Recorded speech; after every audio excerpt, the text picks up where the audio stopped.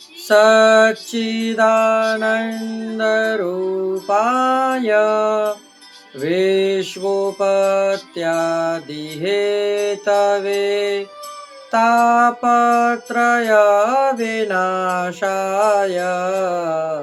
श्रीकृष्णाय वयं नमः।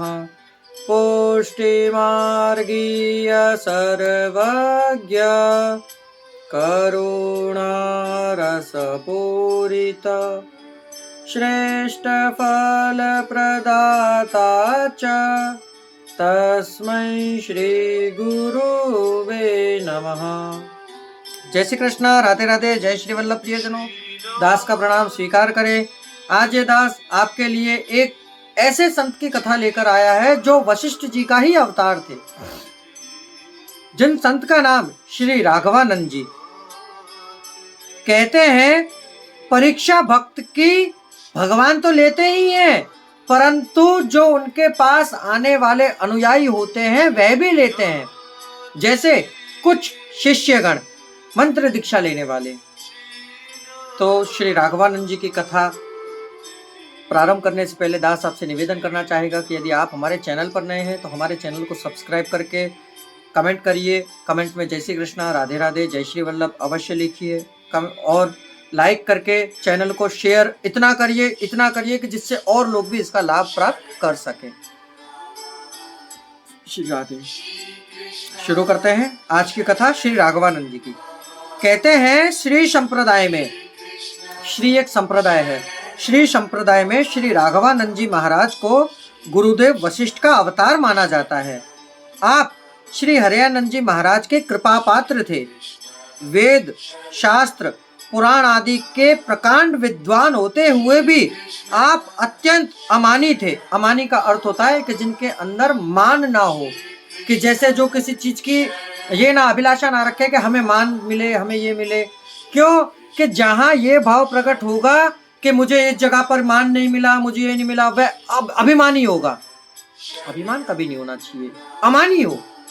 यदि आप कहीं किसी, जैसे आज कहीं भागवत पारायण हो रही हो तो कई लोग ऐसे होते हैं कि हमें तो निमंत्रण ही नहीं है, हम क्यों जाएंगे। अरे स्वयं साक्षात श्री जी का, श्री कृष्ण का वांगमय स्वरूप है श्रीमद् भागवत। यदि आपको आमंत्रण नहीं भी है तब भी आप जाइए। यदि आपको बैठने के लिए स्थान नहीं है तो आप खड़े खड़े श्रवण करिए, तभी तो लाभ प्राप्त होगा। उसे कहा जाता है अमानी। किसी प्रकार का अहंकार आपको छू नहीं गया था। आप भक्ति में वर्ण भेद भी नहीं मानते थे, अतः आपने चारों वर्णों के लोगों को भक्ति का उपदेश दिया। चारों वर्ण यानी कि वर्ण किसको कहते हैं? ब्राह्मण, वैश्य, शूद्र और क्षत्रिय। इस प्रकार शुरू ऐसे है, ब्राह्मण, क्षत्रिय, वैश्य और शूद्र। इस प्रकार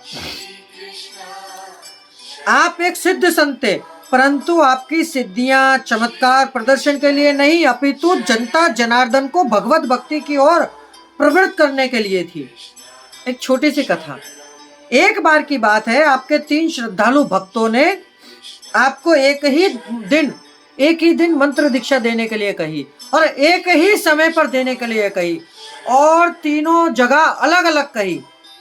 कि जैसे एक काशी में, एक हरिद्वार में, एक मथुरा में, ऐसे तीनों भक्तों ने आपको मंत्र दीक्षा देने के लिए प्रेरित किया, क्योंकि तीनों अलग अलग स्थानों के रहने वाले थे।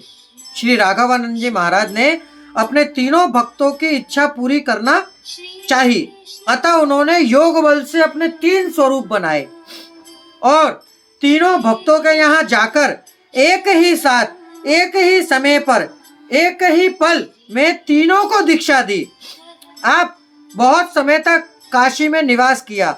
आपको श्री रामानंदाचार्य जी का गुरु होने का भी गौरव प्राप्त है, जिन्हें श्री संप्रदाय में साक्षात भगवान श्री राम का अवतार माना जाता है। तो प्रियजनों, ये राघवानंद जी महाराज देखिए कितनी कृपा है इनके ऊपर।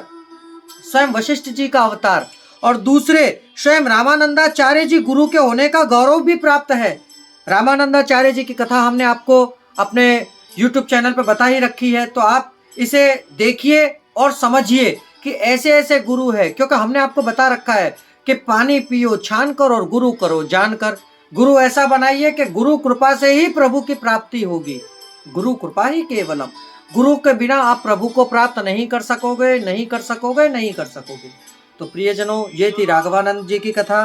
कथा सुनकर आपको आनंद की अनुभूति हुई हो तो हमारे चैनल को सब्सक्राइब अवश्य करिएगा। अब दास को आज्ञा दीजिए। कल पुनः मुलाकात होगी नई कथा नए प्रसंग के साथ। जय श्री कृष्णा, राधे राधे, जय श्री वल्लभ।